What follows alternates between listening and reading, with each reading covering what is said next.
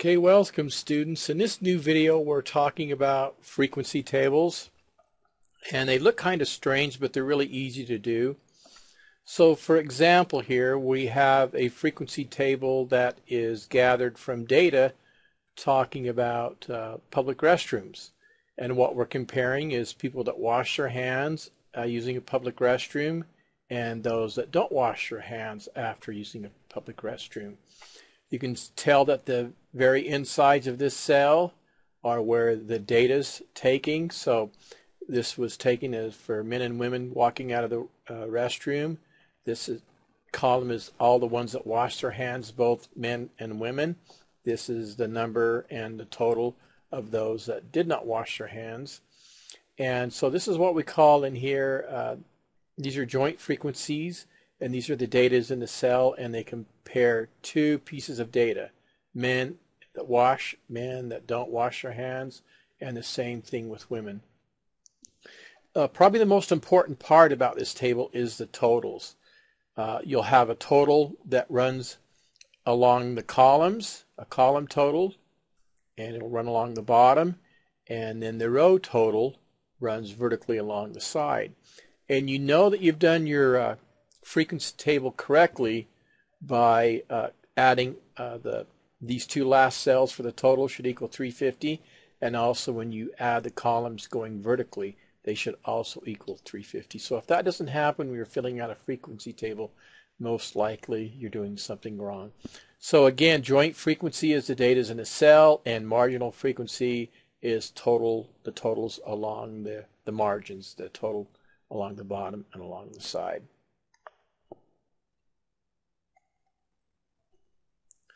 So the next thing we're going to go over is how you fill out a frequency table. From the last screen you can kind of tell what the answers are, but usually when you get a frequency table, they may compare, just ask the men that wash their hands and not wash their hands, and then maybe they'll just keep track of how many total had taken it.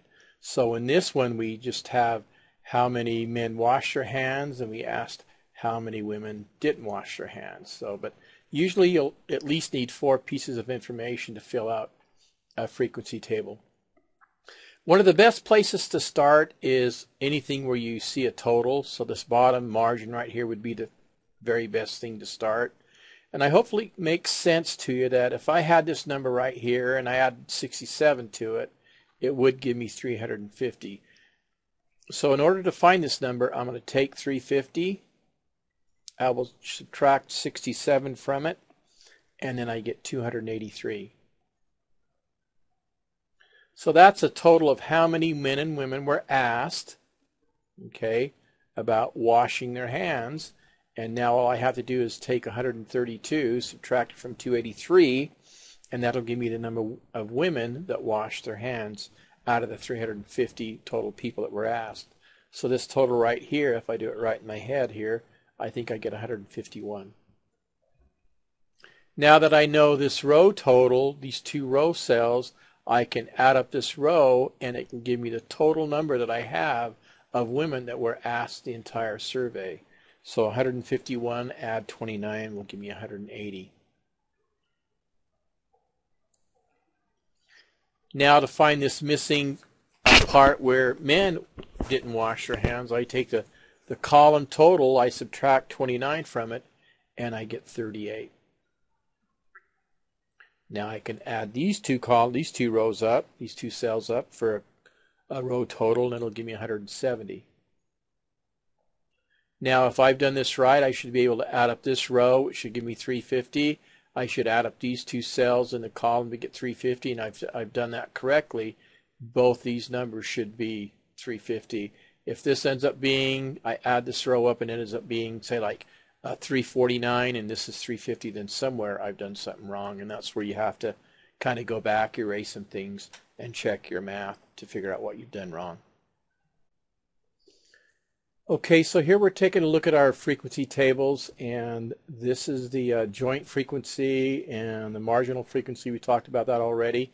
And from these numbers here, we're going to generate 3 different types of probability.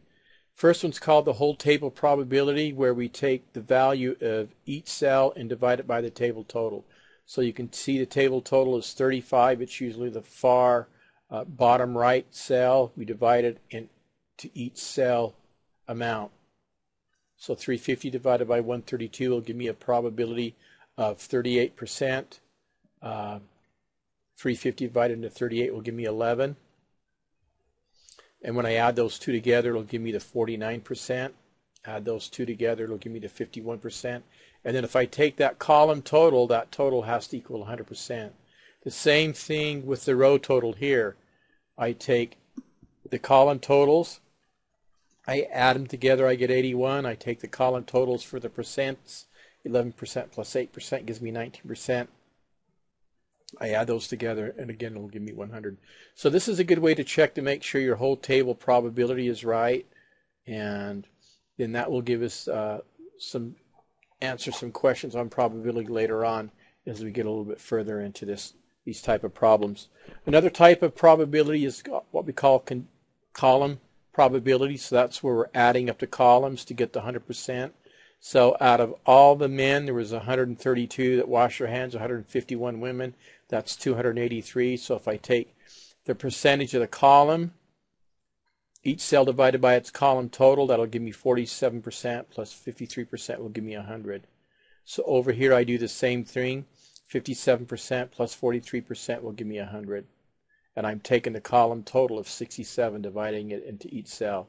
And then this is very similar to the column total for the whole table. Basically the same thing, so that doesn't really change much.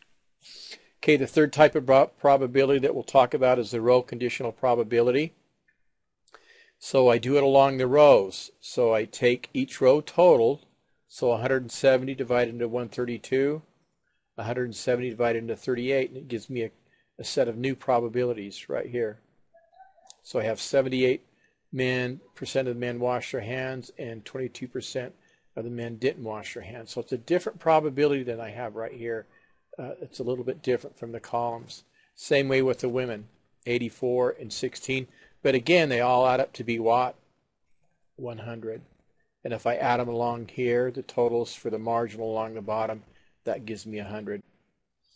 Okay, so now let's talk about why this column conditional probability and row conditional probability is important. I'm going to get out my red pen here, and let's take a look at these probabilities. So for washing your hands going vertically along the columns, it's 47. For men going horizontally along the row, do you see how far these two probabilities are apart from each other? They're almost double, but not quite.